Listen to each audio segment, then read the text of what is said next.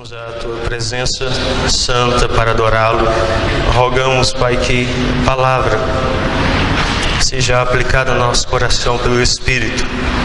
É o que pedimos em nome de Cristo Jesus. Amém. Hoje, tema: honre a autoridade, Êxodo 20, o verso 12.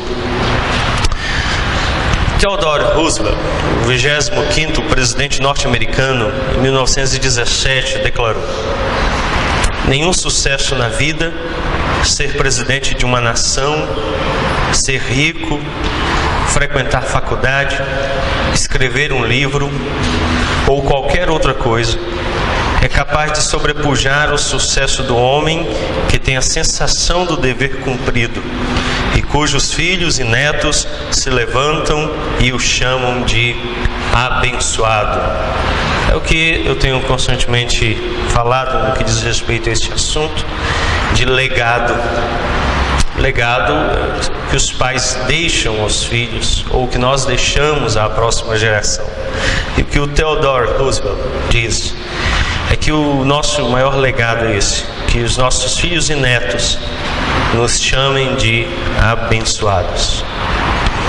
O Catecismo de Heidelberg declara que eu tribute honra, amor e fidelidade ao meu pai, à minha mãe e a todos que foram colocados em autoridade sobre mim, que me submeta com respeitosa obediência a toda cuidadosa instrução e disciplina deles, e que também suporte com paciência as suas falhas, pois que é da vontade de Deus governar-nos pelas mãos deles. Então, o Catecismo também fala desse governo que nos é dado pelo próprio Deus através das autoridades instituídas sobre nós. Bom, o livro de Êxodo ele foi escrito por Moisés. Nós temos visto que é o segundo livro da lei, ou Pentateuco, conhecido também por Decálogo, ou 10 palavras. Os 10 mandamentos estão registrados lá em Êxodo 20, do verso 1 ao 17, e são repetidos em Deuteronômio 5, 6 a 21. Quando nós estamos nessa nossa caminhada, temos percebido que os 10 mandamentos constituem uma parte essencial da aliança entre Deus e o seu povo. Em Êxodo 34, 28 e Deuteronômio 4, 13, a expressão, as 10 palavras, é ligada à aliança, de modo a deixar implícito que as duas coisas podem ser equiparadas. Então, Moisés, quando registra as 10 palavras, tanto em Êxodo 34, 28, quanto Deuteronômio 4, 13, ele deixa claro que as 10 palavras, ou os 10 mandamentos, o decálogo, está equiparado à própria aliança. Nós sabemos que o propósito da aliança é estabelecer um relacionamento com Deus. Para que Deus se relacionasse conosco, Ele estabelece então uma aliança. O propósito da lei é regular ou perpetuar um relacionamento através de uma ordenação. O propósito do decálogo então está claramente explicado lá em Êxodo 20, 20. Acompanhe comigo. Respondeu Moisés ao povo: não temais, Deus veio para vos provar e para que seu temor esteja diante de vós, a fim de que não pequeis. Bom, nós vemos uma época em que os pais estão contra os filhos e os filhos contra os pais. Nós vimos semana passada vários exemplos dos noticiários: filhos que se voltaram contra os pais e pais que se voltaram contra os filhos. O que o quinto mandamento faz por nós? O que ele faz por nós? Em primeiro lugar, quando nós pensamos no que o quinto mandamento faz por nós, devemos entender que ele protege os pais da arbitrariedade dos filhos e vice-versa. Então, esse mandamento coloca um regime de relacionamento entre os pais e toda a autoridade instituída, os filhos e todos os inferiores que estão sob a autoridade de alguém, evitando que haja arbitrariedade, que se exceda no domínio, no poder sobre aqueles que estão sob o cuidado.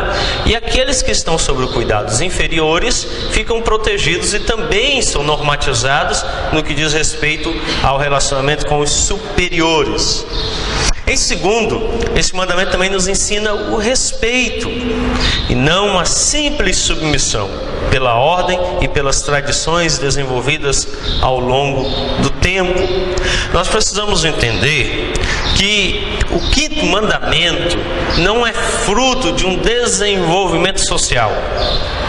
O quinto mandamento não diz respeito à forma como eu me relaciono em sociedade. Não é um contrato social. Deus instituiu. As mulheres, principalmente, têm sido influenciadas pelo feminismo, na ideia de que não devem se submeter ou ser dependentes. Daí então comumente se ouve a instrução até de pais a moças dizendo: seja, minha filha, independente, seja autônoma. A palavra autônomo vem do grego autos, livre, e nomos, lei, livre da lei. Você não está sobre lei. A autonomia significa isso. Então você é livre, você não precisa ser submissa, dependente. É por isso que você ouve que algumas estão retardando o casamento para primeiro se formarem, primeiro terem uma fonte de renda, tudo isso para serem livres e independentes. Mas Deus ordenou que haja uma submissão. A esposa esteja submissa ao marido.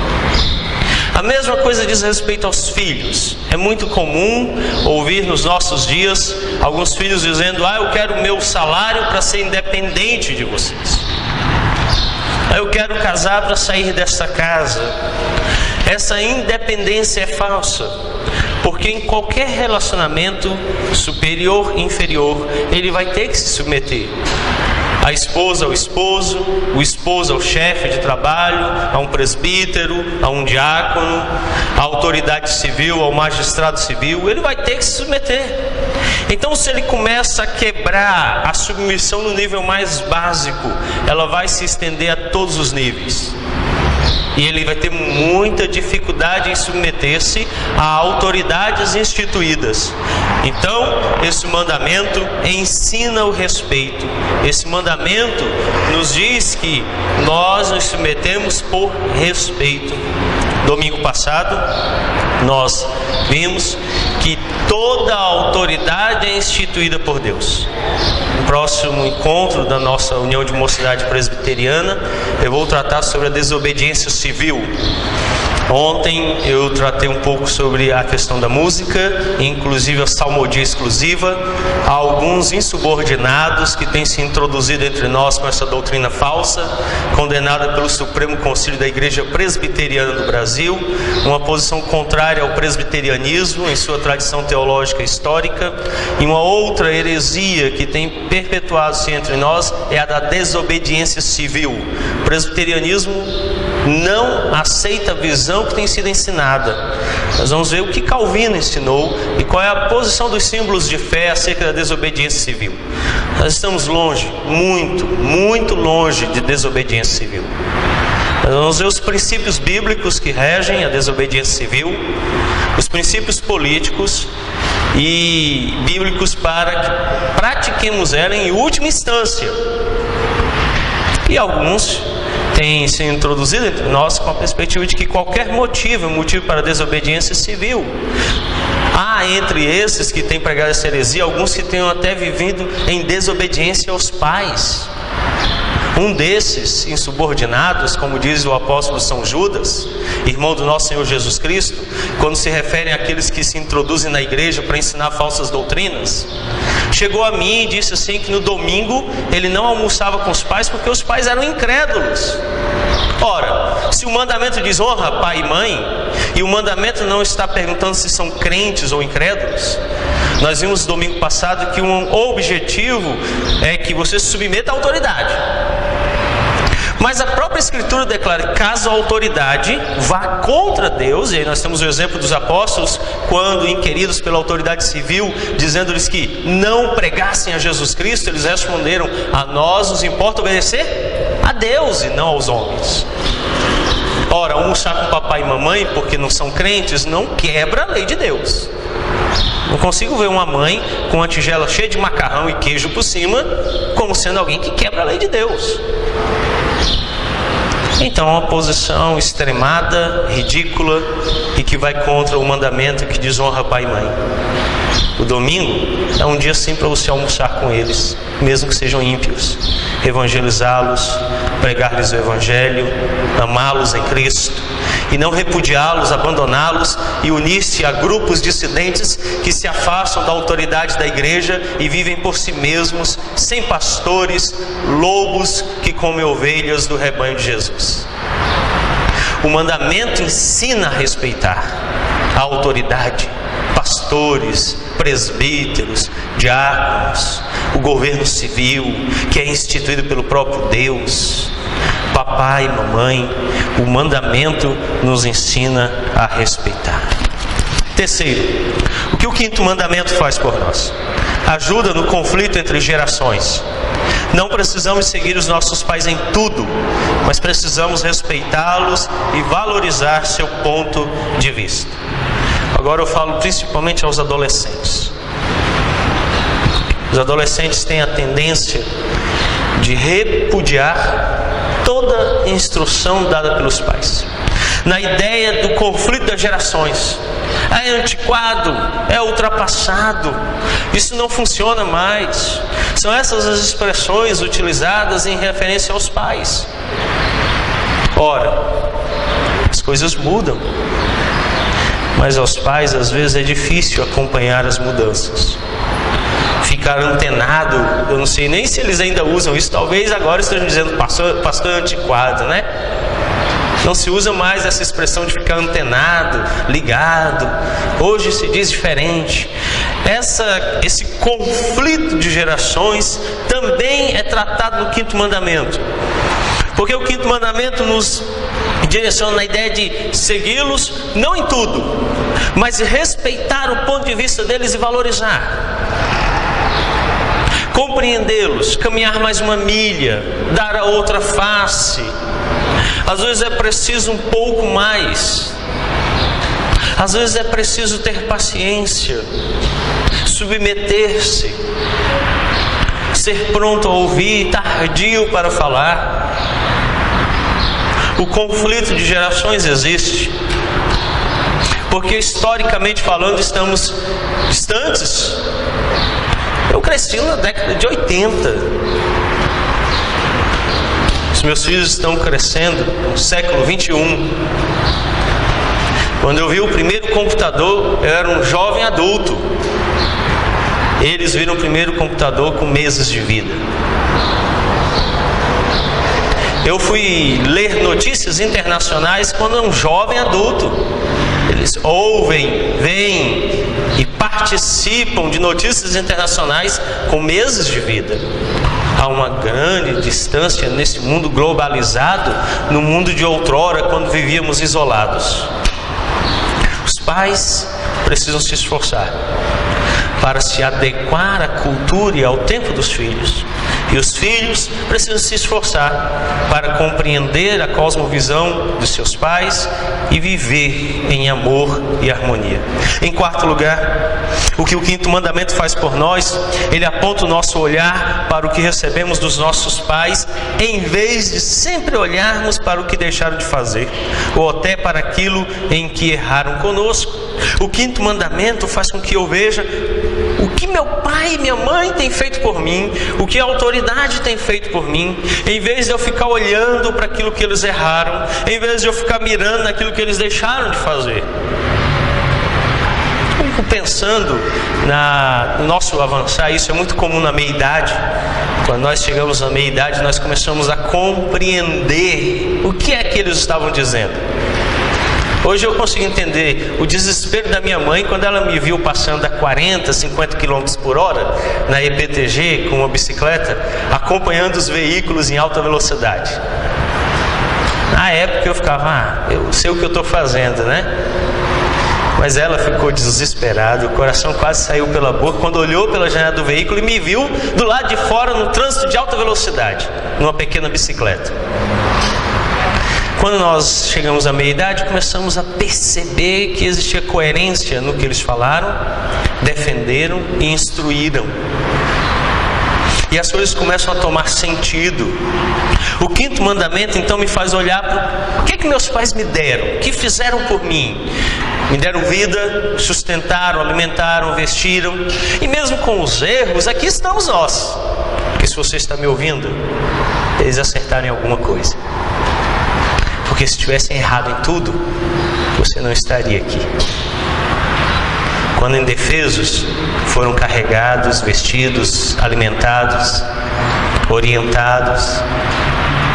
Então esse mandamento nos ajuda a ver o que fizeram e não ficarmos mirando no que eles erraram ou deixaram de fazer. É por isso que ele começa dizendo honra. Domingo passado eu falei um pouquinho sobre isso. Quantos cristãos têm se dirigido à presidente da República, orando por ela, apoiando-a a fim de que haja mudança naquilo que ela tem errado, observando que ainda há organização na sociedade e coerência em muita coisa, e por isso estamos aqui, porque se não tivesse governo, aqui não estaríamos agora. Se houvesse anarquia, e de novo os insubordinados que têm se infiltrado entre nós, têm ensinado a possibilidade de anarquia, e não há do ponto de vista bíblico um governo que seja mais correto. Nós não defendemos posição governamental nenhuma, senão a teocracia, que já não é mais praticada. Então Deus ordenou que estejam vocês sujeitos a toda autoridade. Ora, se for comunismo, que nos humilhemos como Daniel fez com seus amigos, e sirvamos a Deus em meio a uma nação totalmente opressora. Se for parlamentarismo, democracia, que também sirvamos a Deus com todo o coração. Não busque uma utopia através do governo, porque não existe. É tolice. Submeta-se a toda autoridade, como Jesus o fez. E olha, o governo do PT está longe de chegar aos pés do governo romano, que não só castigava com grandes e duros impostos o povo judeu, como os matava ao fio da espada. Ainda não chegamos ao fio da espada. Portanto, dai a César o que é de César, ainda é suave aos nossos ouvidos, como era duro ao ouvido dos judeus naquela época. E Jesus foi repreendido por isso, mas o praticou. Então, permaneçamos em submissão às autoridades. Deixe de xingar e amaldiçoar a presidente, como ordena o catecismo maior de Westminster. Passe a orar por ela, a submeter-se, humilhar-se, rogar, amar, obedecer, e não amaldiçoar, xingar, vilipendiar e outras coisas que o catecismo proíbe. Quando ele fala da ideia de olharmos para as autoridades e vermos o que elas têm feito e prestigiarmos isso, em vez de ficarmos olhando para aquilo que eles têm deixado de fazer ou errar. Algumas perguntas que nos ajudam a saber se estamos guardando o quinto mandamento. Primeiro, que valor meus pais têm para mim? Qual é o valor que tem a autoridade para você? Eu vou exortar você que a anarquia, a falta de governo, de liderança, de autoridade, não é bíblico. E que nós não conseguimos viver assim. Você já pensou, Gerson, se você não tivesse tido pai nem mãe, nascesse de uma máquina, fosse jogado na calçada, você estaria aqui? Conseguiria, dona Fátima, viver assim? Sem colo, carinho, mamadeira, roupas? E sem governo? Já imaginou, Eduardo? Um trânsito sem Detran? Ruas sem polícia? Cidades sem lei? Como é que seria? É um Mad Max mesmo. Andaríamos armados, matando uns aos outros, nos comendo vivos. O negócio seria uma loucura total. Então, qual é o valor? Tem valor. Há valor nas autoridades. Eu sou grato a eles por aquilo que fizeram.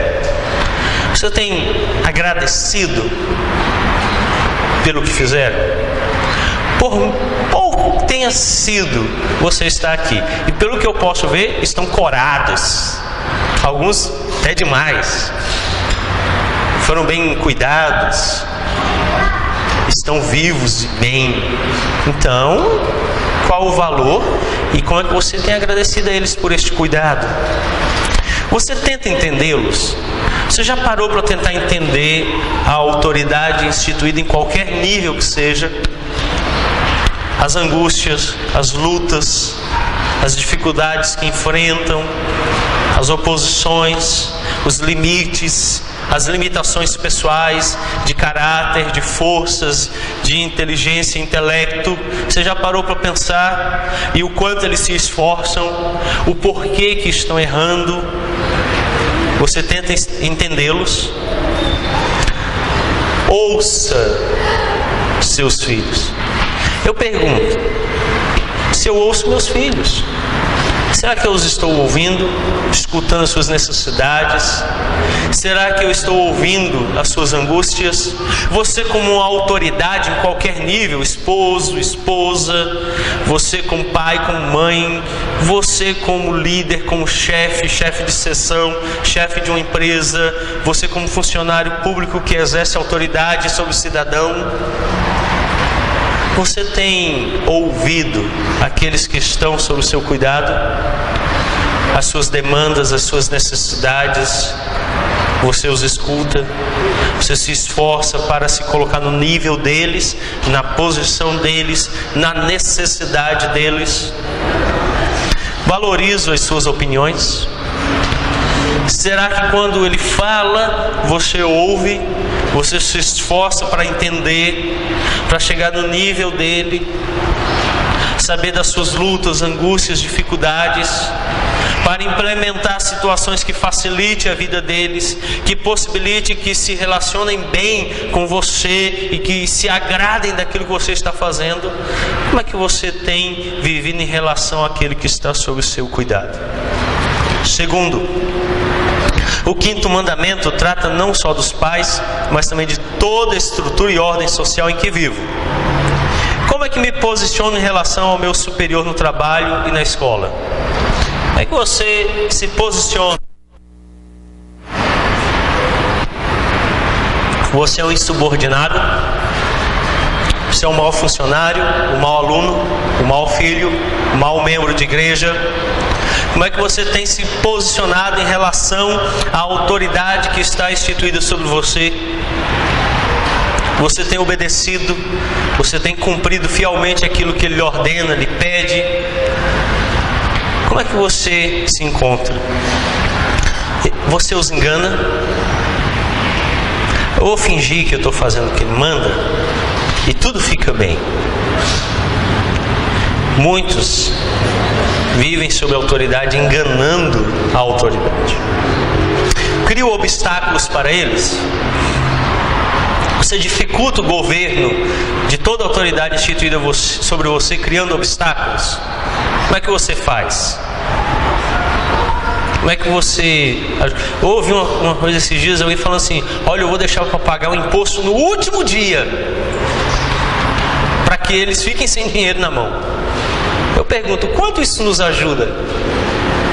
Quanto isso ajuda a sociedade na qual você está inserido?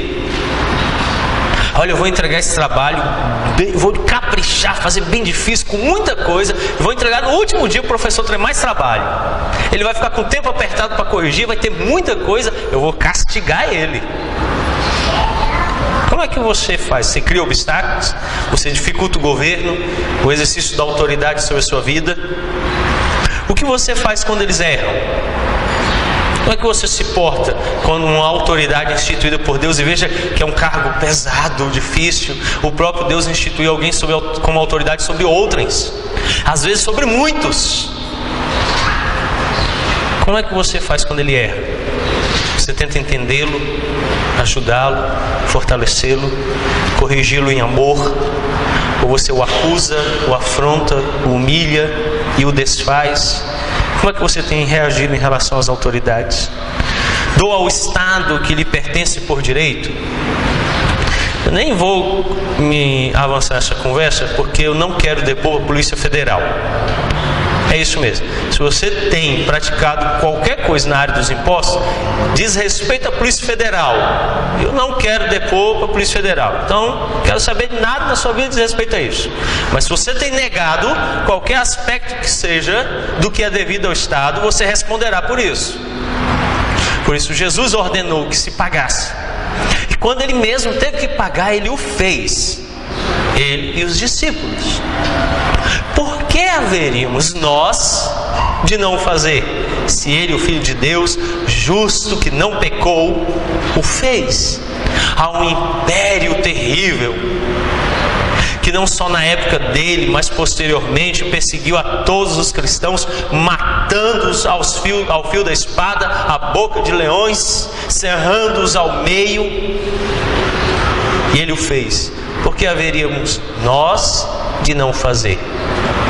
Para termos mais lucro, mais dinheiro no bolso, para termos uma vida de hedonismo, de prazer, de alegria, de birra, é raiva, é vingança porque o seu candidato não foi eleito? Qual a motivação do seu coração? É justiça mesmo? Não sei se a gente é tão justo assim para requerer justiça. Eu acho que nossas motivações são outras. Mesmo assim, você tem dado o que é de direito porque ainda é direito, ainda é constitucional, ainda é correto. Não há usurpação. Se há erro do outro lado, isso não me autoriza a errar. Eu tenho que continuar pagando o que é correto. Se estão fazendo o que é errado, responderão a Deus que os instituiu, à autoridade responsável. Eu simplesmente devo pagar. A pergunta é se você tem dado ao Estado o que lhe é de direito. Terceiro, quem tem poder de influenciar os meus filhos? Quem é que tem influenciado aqueles que estão sob seu cuidado? A honra, como nós vimos Theodore Roosevelt dizendo, é que os filhos e os netos olhem para trás e digam: ele era abençoado. Será que os nossos filhos têm olhado para nós e dito: eles eram abençoados, nos dirigiram, nos amaram, cuidaram de nós? Quem é que influencia os seus filhos? É esse tempo? São as correntes políticas, econômicas, sociais, os modismos? O que os influencia? As Escrituras declaram que é dever dos pais e da igreja educar os filhos. E à noite eu vou falar sobre isso. Está se aproximando a conferência de educação em nossa igreja. E eu vou falar da perspectiva de educação na posição presbiteriana, no sermão hoje à noite. E na conferência eu vou falar sobre homeschooling. Não é a resposta presbiteriana às lutas da educação. A resposta presbiteriana é a criação de escolas cristãs para a educação dos crentes e a evangelização dos ímpios. Homeschooling não é a resposta presbiteriana. Não é. Principalmente nessa sociedade livre que vivemos. Se fosse uma sociedade onde não houvesse liberdade, talvez ainda fosse, não na perspectiva que tem sido ensinada hoje. Veremos na conferência a perspectiva presbiteriana, histórica e teológica sobre a educação cristã. Como é que você tem influenciado os seus filhos? Tem um tempo suficiente para eles? Isso aqui se expande a todo nível de autoridade. Você, como autoridade instituída por Deus, como você tem se relacionado com aqueles inferiores que estão sob seu cuidado? Você tem dedicado tempo, amor, carinho e cuidado na instrução daqueles que estão sob o seu cuidado? Vivo de forma tal que eles podem me tomar como exemplo? Toda vez que você é instituído autoridade, em qualquer nível que seja, você tem que ver como exemplo. Por isso que há pouco eu falei, é uma tarefa árdua. E quanto maior a autoridade, maior será a exigência feita a você. Por isso que as Escrituras declaram que no último dia os presbíteros responderão diretamente a Deus por todas as almas que estiveram sob o cuidado deles. E a minha pergunta tem sido: é sobre a igreja local? É sobre a membresia arrolada nesta igreja? É sobre a cidade de Samambaia, Presbitério do Distrito Federal? É o Sínodo de Taguatinga? Será que é a região centro-oeste? Será que é o Brasil, a Igreja Presbiteriana do Brasil somente? A resposta encontra-se no Evangelho de São Mateus, no capítulo 28, quando Jesus declara: ide por todo o mundo e anuncie o Evangelho a toda criatura. Eu sou um pastor, eu sou um cristão sobre toda criatura em todo o mundo, e responderei por cada um deles diante de Deus. Você é exemplo em liderança? Curve a sua fronte, feche os seus olhos, vamos orar, vamos falar com Deus. Bondoso Deus, Tu és o Rei dos Reis e Senhor dos Senhores. Tens suscitado reis e nações, e todo governante é instituído pela Tua própria mão. Se bons, devemos louvar o Teu nome. Se maus, devemos nos humilhar diante de Ti e rogarmos que durante o opróbrio o Senhor tenha misericórdia de nós e que o nosso coração seja ensinado em meio a grandes lutas e angústias. Bondoso Deus, tem misericórdia de nós, para exercermos nós, aqueles que foram postos em liderança, em posição de autoridade, o devido cuidado sobre os nossos filhos e inferiores, para que, ao nos honrarem, cumprindo o que ordenou Moisés, o façam de bom coração. Nós, filhos, servos, empregados, cidadãos, homens comuns, na posição de inferiores, ajuda-nos, ó bondoso Deus, a honrarmos as autoridades, a nos submetermos em toda e qualquer situação com um bom coração, com preces e rogos em nossos lábios por aqueles que Deus instituiu para o nosso cuidado, a fim de que Deus os dirija para o nosso bem, para a nossa alegria. Obrigado, bondoso Deus, por todo o governo instituído. É para o nosso benefício, é para o nosso cuidado que o Senhor o fez. Porque rejeitaríamos tão grande graça e viveríamos em anarquia, ó bondoso Deus.